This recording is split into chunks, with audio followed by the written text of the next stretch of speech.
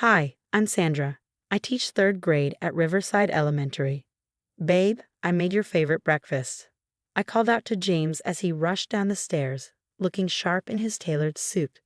That was how most of our mornings went 2 years ago, me trying to be the perfect wife while juggling my teaching career. You're amazing, honey, but I'm running late. Mom's called an early meeting. He grabbed a piece of toast, kissed my cheek, and headed for the door. That's the third time this week, I muttered, trying to hide my disappointment. You know how it is with a new development project, he called over his shoulder. The Richardson deal is huge. That was my life with James. Everything revolved around the family business and his mother, Barbara. Don't get me wrong, things were amazing at first. He swept me off my feet with a whirlwind romance. But I should have seen the red flags when he needed his mother's approval before proposing. Did you tell your mom about the dinner party on Saturday? I asked one rare, quiet evening. About that, he hesitated. Mom's arranged a business dinner with potential investors. James, we've been planning this for weeks. Lisa's flying in specially. I know, but Mom says this deal could change everything. My sister, Lisa, had warned me from the start. Sandra, she's got him wrapped around her finger. This isn't normal. She's just protective. I defend weakly. Then I got pregnant. That's when Barbara's subtle comments turned into blatant criticism. Darling, are you sure you should be eating that? She'd say during family dinners. We wouldn't want you getting too big. My best friend Sarah would listen to me vent during our lunch breaks. Girl, she's trying to control everything. Did you see how she surprised you with that nursery redesign? Even James's cousin Tom noticed. Barbara's always been intense, but since you got pregnant, she's gone into overdrive. The breaking point came in my 7th month. Barbara suggested we move into her mansion. The baby needs proper care, and this modest house isn't suitable for a Henderson here. This is our home, I protested. Mom's right, Sandra. Think about the baby, James chimed in. I watched heartbroken as my husband transformed into Barbara's yes man. Every decision, from my prenatal vitamins to the nursery walls, required her input. You're lucky to have such an involved mother-in-law, she'd remind me constantly. One evening, during her weekly family dinner, I felt a sharp pain tear through me. James, something's wrong, I said, ripping the edge of Barbara's mahogany dining table. Not now, Sandra. James has the Richardson presentation in an hour, Barbara said without looking up from her tablet. I think I'm in labor. The pain was unbearable. 7 weeks early. James finally looked at me. Mom, I need to take her to the hospital. Barbara's eyes narrowed. Absolutely not. The Richardsons are flying in specifically for this. Do you know how much work I've put into arranging this? James helped me up, actually showing some backbone for once. Mom, my wife is in labor. The drive to the hospital was tense. James kept checking his phone as Barbara bombarded him with messages. I tried to breathe through the contractions when his phone rang on speaker. James Henderson, if you don't turn around right now, you can kiss your position goodbye. Everything you've worked for gone. I'll write you out of everything. Mom, please. Choose James, right now, your inheritance or her drama. You know she's probably faking it anyway. I couldn't believe what happened next. James pulled into the hospital drop-off zone and stopped. I'm sorry, Sandra. Mom's right. This is millions we're talking about. Sarah and Lisa are on their way. I'll be back as soon as I can. Are you serious, James?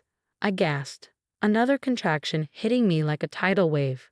But he was already driving away. Sarah found me crumpled at the entrance. Oh my God, Sandra. Where's James? He left, I stammered, tears streaming down my face. He actually left me here.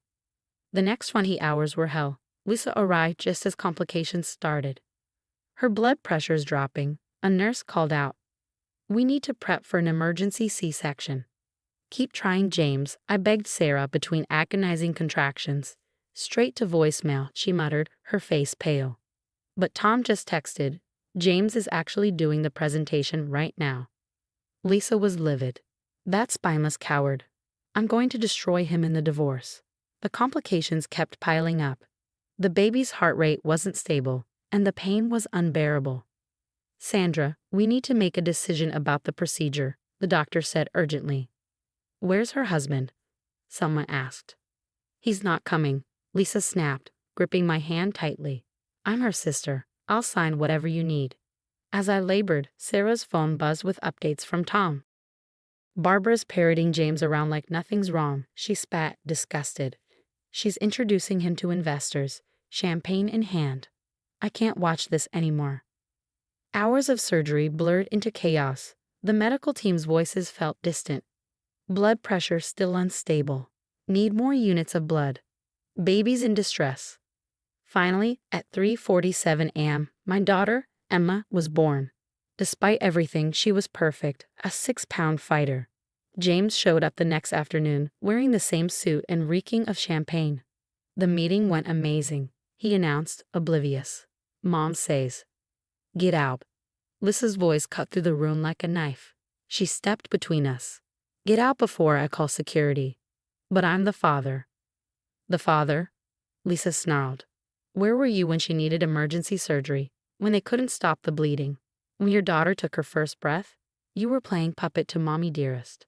Tom appeared in the doorway, his face grim. "James, man, what you did. I watched Barbara manipulate you all night. But this was your choice." "You don't understand," James stammered. "The deal was worth less than your wife and child," Sarah interrupted, cradling Emma protectively. I lay there silently, watching the man I once loved stammer excuses. He was gone, destroyed by his mother's control, choosing money over his family. "Barbara says she'll come visit when it's convenient," James offered weakly. "Tell Barbara," I croaked, my voice hoarse but steady, "that she'll never see her granddaughter. Ever. And you? We're done." The look of confusion on his face said it all. He still didn't understand what he'd done. His mother's grip on him was complete. As he left, Tom lingered. "Sandra, I'm so sorry. I saw it all, the things Barbara said, how she played him." The days after were a blur of pain meds, breastfeeding struggles, and unwanted visitors. James popped in occasionally, always with his mother's designer gift baskets and rehearsed excuses. "Mom says you're probably too tired for long visits anyway," he said once.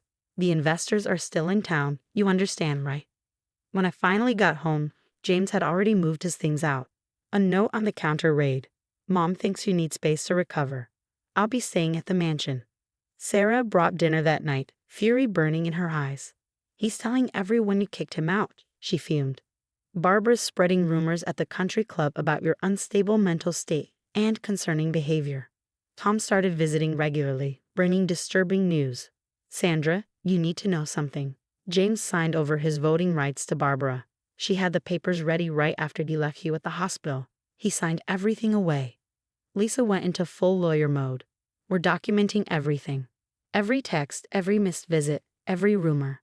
I've already frozen your joint accounts and started divorce proceedings." Postpartum depression hit me hard. Some days, getting out of bed felt impossible. But Emma needed me, and my support system pulled me through. "Take a shower," Sarah insisted, cradling Emma. "I've got her." "Eat something," Lisa demanded, bringing soup. "You can't fight Barbara if you're weak." Tom kept bringing more revelations. "She's pushing through shady deals while James is distracted. The board's getting nervous." James visited once more, all apologetic smiles. "Mom says if you agree to counseling, her choice of therapist, of course. Maybe we could work this out. Sandra, be reasonable." "Your mother left me to die in that hospital," I said coldly, "and you chose money over your daughter's life. Get out." He looked baffled, like a puppet with its strings cut. "Mom said you'd be difficult about this," he murmured. That was the moment I knew. I wasn't just fighting for myself anymore. I was fighting for Emma. Barbara Henderson was about to learn that she'd messed with the wrong mother. Looking at my daughter's sleeping face, I made a promise. We would rebuild, we would thrive, and they would regret ever underestimating us. 6 months after Emma's birth, I was finally finding my rhythm. My daughter was thriving, and had returned to teaching part-time. Then Tom showed up at my door, looking nervous. "Sandra, this is bigger than we thought," he said, spreading documents across my kitchen table. Lisa watched Emma as Tom continued. "Barbara's been forging James's signatures on company papers for months."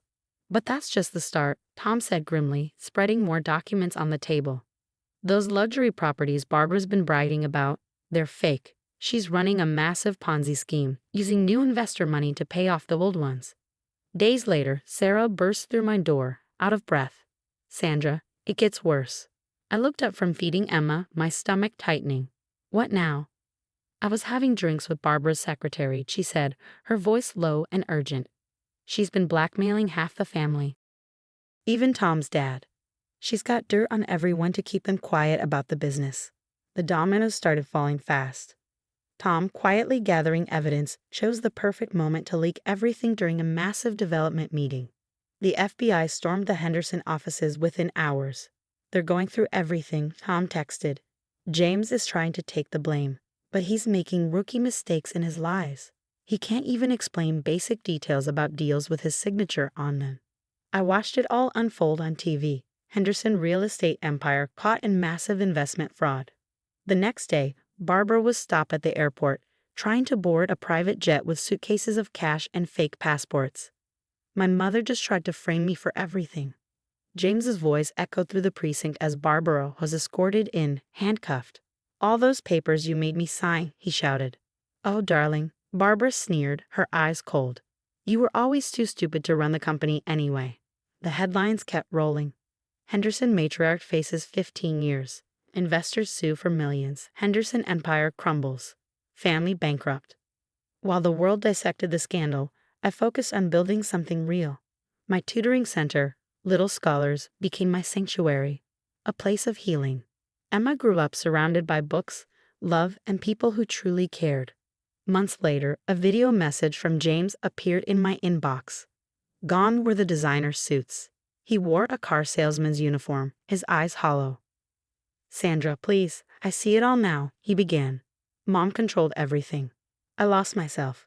Please, let me be part of Emma's life. I deleted the message.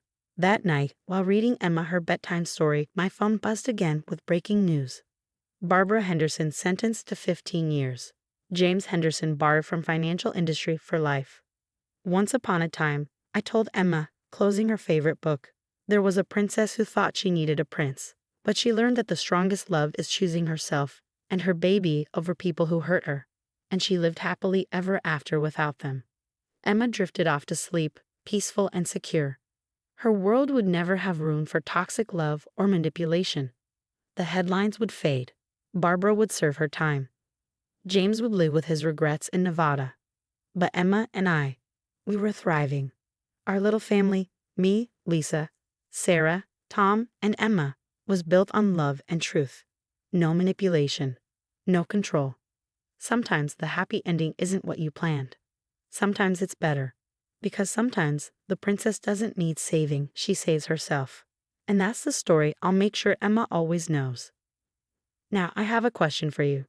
What would you do if someone you love deeply had been manipulated their entire life? Would you wait and try to help them break free, or would you protect yourself and walk away like I did? I still wonder if I could have saved James from his mother's grip. But at what cost to Emma and to myself? Drop your thoughts in the comments below. Let's talk about toxic family dynamics and where we draw the line between helping someone and protecting ourselves. If you want to hear more real stories about overcoming toxic relationships and finding your strength, hit that subscribe button and turn on notifications. Your support means everything. Stay strong.